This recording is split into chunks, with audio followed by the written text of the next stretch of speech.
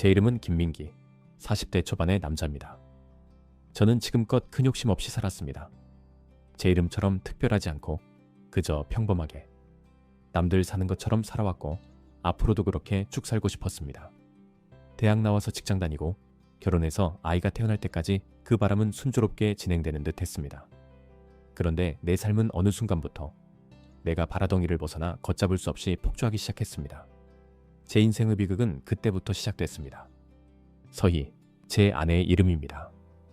처음 그녀를 만났을 때 전 마치 세상의 모든 색이 한순간에 선명해지는 경험을 했습니다. 그녀는 활기 넘치고 똑부러지며 자신이 원하는 것을 정확히 알고 그것을 향해 거침없이 나아가는 여자였습니다. 전 그런 그녀의 열정에 매료되었고 사랑에 빠지는 건 너무나 자연스러운 일이었죠. 제가 결혼할 당시 아내는 학원에서 영어를 가르치고 있었습니다.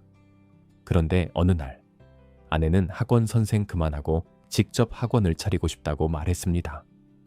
오래전부터 학원을 차리고 싶었는데 학원을 차리려면 돈이 많이 들어서 엄두도 못 내고 있었다고 했습니다. 그런데 돈을 어느 정도 모았고 자기가 모은 돈에서 조금만 돈을 더 보태면 학원을 차릴 수 있을 것 같다고 했습니다. 아내는 간절하면서도 설레는 듯 보였죠. 당장 제 수중에 많은 돈은 없었지만 돈 때문에 힘들 것 같다고 말을 못하겠더라고요.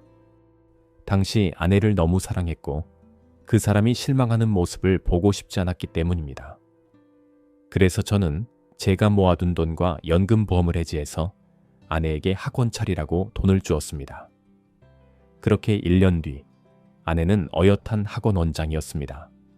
아내는 밤낮 할 것 없이 학원 이름에 달렸고 학원을 더 키워나가기 위해서 노력을 다하는 아내가 멋있었습니다.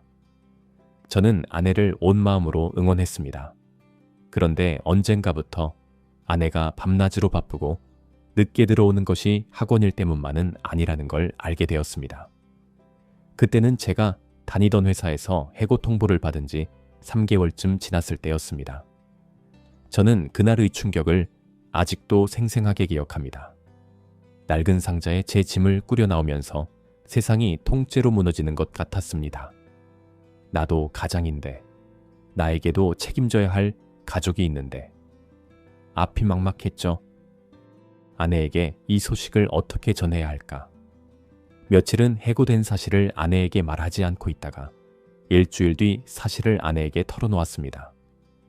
제 말을 들은 아내는 처음에는 조금 복잡한 표정을 짓더니 천천히 알아보자는 한마디만 남기고 출근해야 된다며 자리에서 일어났습니다. 그런데 다시 일자리를 알아보는 것이 말처럼 쉽지 않았습니다. 경력직은 거의 자리가 없었고 신규직에 지원하면 나이 때문인지 연락도 오지 않았습니다. 그렇게 찰필 시간은 흘렀고 제 속은 새까맣게 타들어가는 듯 했습니다. 잘 나가는 학원 원장인 아내 옆에서 저는 한없이 작아지는 분이었습니다. 그러던 어느 날 낮에 아이를 돌봐주는 아주머니께서 허리가 아파서 더는 일을 못하겠다고 했습니다. 아내는 믿을 만한 사람 구하는 것이 하늘의 별 따기라며 사람 구할 때까지 저보고 아이 좀 보라고 했습니다. 못한다고 할 이유도 없었고 못한다고 말할 수도 없었습니다. 그렇게 저는 졸지에 전업주부 신세가 되었습니다. 시간이 흐를수록 마음 한구석이 골마 들어가는 것을 느꼈습니다. 아내는 출근하고 난 집에서 빨래를 개고 설거지를 하는 내 모습. 거울을 보면 한없이 초라해지는 내가 보였습니다. 아내는 점점 바빠졌습니다. 학원 운영에 온 신경을 쏟았죠. 늦게까지 학원에 남는 일이 잦아졌고 주말에도 출근하는 날이 늘어났습니다. 그러던 어느 일요일 아침에 일어나 아이와 함께 아침을 먹고 아내가 깰까봐 조용히 집안 청소를 하고 있었습니다. 소파 옆에 있는 아내 가방을 한쪽으로 치우려고 하는데 가방에 든 물건들이 떨어졌습니다. 처음 보는 카드키가 눈에 들어오더군요. 아무리 생각해도 아내가 출입하는 곳 중에 이런 카드키를 쓸만한 곳은 없는 것 같았습니다. 그때 아내가 일어나는 소리가 들렸고 저는 저도 모르게 얼른 그 카드키를 제 주머니에 넣었습니다. 아내는 출근하기 전 가방에서 뭘 찾고 있었습니다. 뭘 그렇게 찾고 있어? 출근 안 해? 그러자 아내는 아무것도 아니라며 급한 일이 있는 듯 나가버렸습니다. 아내가 찾던 것은 분명 카드키였을 겁니다. 혹시 카드키 못 봤냐고 한 번쯤 물어봤을 법도 한데 굳이 묻지 않는 것이 더 신경이 쓰이더군요. 건물 이름도 없고 로고 하나만 새겨져 있는 이 카드키 정체를 알아야겠다는 생각이 들었습니다. 저는 아내의 모든 것이 신경 쓰이기 시작했습니다. 한껏 꾸민 아내의 외모, 아내의 향수, 아내 목덜미에 희미하게 보이는 붉은 자국. 처음엔 카드키에 대한 궁금증이 외도에 대한 의심으로 바뀌었고 의심은 점점 확신으로 변해갔습니다. 아내가 어디서 뭘 하고 다니는지, 그 카드키는 어디를 드나드는 것인지 저는 알아야 했습니다. 아내 핸드폰을 봤지만 핸드폰은 비밀번호에 걸려 절대 열리지 않았습니다. 그렇다고 아내한테 요즘 누구 만나냐고 물어볼 수도 없었습니다. 저는 아내의 뒤를 밟기 시작했습니다. 저는 주로 아내 학원 근처에서 있다가 아내 학원 건물에 드나드는 사람들을 확인했고 그러던 와중 아내의 학원을 부쩍 자주 찾는 한 남자가 있다는 것을 알게 되었습니다. 그 사람은 인테리어 회사 직원이었고 아내가 회사 차릴 때 인테리어를 담당한 사람인 듯 했습니다. 학원 인테리어는 이미 마무리되었는데 계속 학원을 찾아온다는 것은 원장인 아내와 계속 연락을 한다는 의미였죠. 저는 그 남자의 주변을 맴돌았습니다. 그리고 얼마 지나지 않아 아내가 흘린 카드키는 그 남자가 사는 오피스텔 키라는 걸 알게 되었죠. 모든 퍼즐 조각이 맞춰지는 순간이었습니다. 그 남자였구나. 내 아내가 이 남자와 바람이 났구나. 숨이 막혔습니다. 분노, 배신감, 몸열감, 치욕, 자괴감이 한꺼번에 들이닥쳤습니다.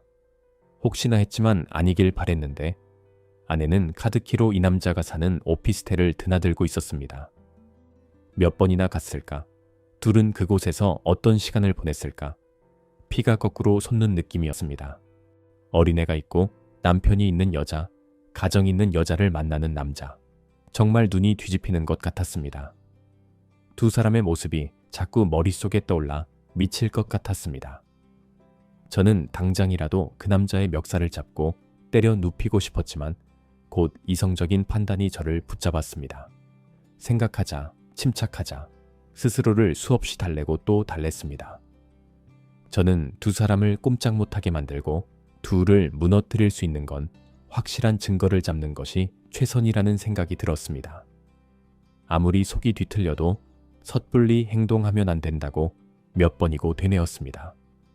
어떤 날은 아이를 아기띠에 메고 그 둘을 따라붙었고 어떤 날은 어머니에게 아이를 맡기고 그 둘의 뒤를 밟았습니다. 그들의 만남은 처음에는 조심스러웠지만 점점 대담해져 갔습니다. 어떤 날은 차 안에서 짧은 만남을 가졌고 어떤 날은 아내가 직접 그 남자의 오피스텔을 찾는 날도 있었습니다.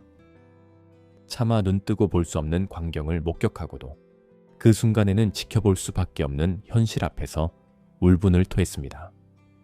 둘이 있는 모습을 보는 것도 고통이었지만 다른 남자에게 마음이 뺏긴 아내와 한 집에 있는 것도 고통이었습니다. 매일 밤 잠 못 이루는 날들이었지만 저는 그들의 끝을 생각하며 하루하루를 버텼습니다. 그들에게 똑같은 고통을 주는 것, 합법적인 선에서 그들을 철저히 무너뜨리는 것이었습니다. 저는 석 달 가까이 그 둘의 뒤를 밟았고 충분한 증거들을 모았습니다. 그리고 저는 변호사를 찾아가 제가 할 수 있는 모든 법적 조치를 취했습니다. 양육권과 양육비에 대한 소송, 학원을 차릴 때 내가 준 금액에 대한 반환 및 재산 분할 소송, 정신적 고통에 대한 위자료를 위한 소송을 진행했습니다. 이 일을 마무리 지을 수는 없었습니다. 실직 후 아이를 돌보면서 알게 된 동네 아기 엄마들에게 제 일을 얘기했습니다. 소문은 순식간이었죠. 아내의 학원은 한순간에 무너졌습니다. 학부모들은 자녀들을 다른 학원으로 옮겼고 그녀의 명성은 땅에 떨어졌습니다. 학생들이 빠져나가니 학원 원장직을 내려놓고 다른 사람에게 학원을 넘기려고 했지만 그조차 쉽지 않았습니다.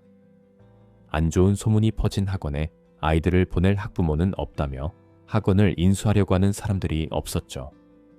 아내는 어쩔 수 없이 학원을 다른 사람에게 넘기지도 못한 채 학원 문을 닫아야 했습니다.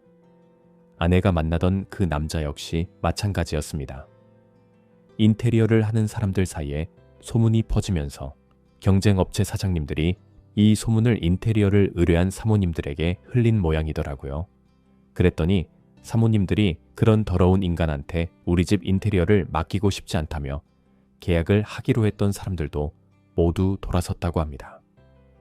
꽤 잘 나갔던 인테리어 업체인 것 같았는데 지금까지 쌓아온 신뢰가 무너지는 건 정말 한순간이었습니다. 그 남자는 회사는 겨우 유지해 나가고 있었지만 좋지 않은 소문이 회사는 이전 같지는 않은 듯 했습니다. 그렇게 두 사람의 끝을 보고 나면 제 속이 후련할 줄 알았습니다.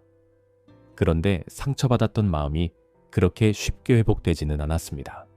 사랑했던 만큼 증오도 커진다고 하더니 아내가 다른 남자와 바람난 상황을 생각하면 생각할수록 저는 너무 화가 났고 제 자신이 비참하고 초라하게 느껴졌습니다. 내가 직장에서 해고당하지 않았으면 이런 일이 일어나지 않았을까? 내가 조금 더 돈 많고 잘 나가는 남자였으면 이런 일은 당하지 않았을까? 자존감이 무너져서 하루하루가 괴롭고 힘들었습니다. 그 둘에게 하는 진짜 복수는 내가 잘 살고 다시 일어서는 모습을 보여주는 것이라는 생각이 들었습니다. 저는 이혼 후 부모님 집 가까운 곳으로 이사를 갔습니다.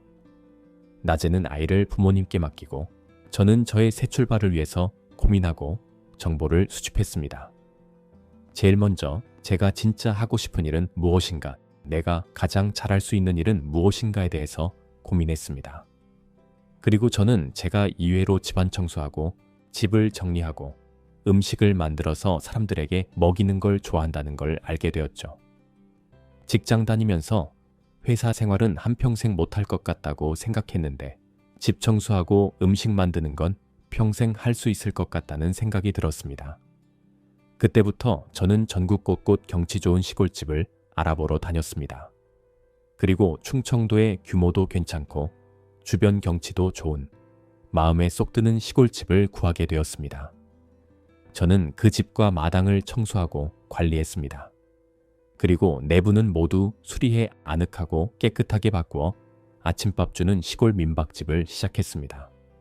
홈페이지를 만들고 손님을 받을 준비가 거의 끝났을 무렵 저는 제일 먼저 아이 봐주시느라 고생하신 부모님을 먼저 초대했습니다. 부모님께 집 구석구석을 구경시켜드리고 밥을 직접 해드리고 편안한 잠자리를 제공해드렸습니다. 그랬더니 어머니가 눈물을 흘리시더라고요. 제가 실직하고 불미스럽게 이혼까지 하게 되어 정말 마음에 상심이 크셨는데 경치 좋은 곳에 시골집을 예쁘게 단장하고 맛깔스런 밥까지 해드리는 걸 보니 이제 됐다. 이제는 내 아들 살 수 있겠다. 생각이 드셨다고 합니다. 순간 저도 눈물이 나려고 했지만 꾹 참고 반찬 좀 더 가져다 드리겠다고 얼른 밖으로 나왔습니다. 그리고는 뒷마당에서 혼자 눈물을 훔쳤습니다. 그 눈물은 그동안 꾹 참았던 서름의 눈물이라기보다는 고통의 시간이 끝난 후에 나오는 희망의 눈물이었습니다. 그렇게 아침밥 주는 민박집을 시작한 지 1년이 조금 넘었습니다. 민박집에 찾아오는 손님들 반응은 너무 좋았고 후기로 입소문이 나기 시작하면서 민박집은 6개월 이후까지 이미 예약이 만료된 상황입니다. 제가 민박집으로 자리를 잡은 후 부모님도 살고 있던 집을 정리하고 제가 살고 있는 시골로 이사를 오셨습니다. 음식 솜씨 좋은 어머니는 각종 장아찌를 담아서 민박집 손님들 대접하라고 주셨고 손님들은 장아찌가 너무 맛있었다며 장아찌도 판매하라고 요청하셨습니다. 그래서 지금은 온라인으로 장아찌와 김치를 판매하는 사업을 구상 중에 있습니다. 한때 제 삶은 너무 힘들었습니다. 회사에서도 크게 인정받지 못하고 가정에서도 인정받지 못하고 저는 어딜 가나 인정 못 받는 못난 인간이라는 생각이 들었습니다. 하지만 이젠 아닙니다. 이젠 제가 잘하는 일, 제가 잘할 수 있는 일을 찾아 성실하게 살다 보니 뒤늦게 새 인생을 살고 있는 기분입니다. 제가 열심히 살고 있는 모습을 보고 주변에서 선자리 봐주시는 분들도 많으신데 아직은 아무도 만나고 있지 않습니다만 제 주변이 어느 정도 정리되고 나면 좋은 사람 만나서 연애도 시작하고 싶습니다. 힘들었던 만큼 잘 살 수 있도록 많은 응원 부탁드립니다. 감사합니다.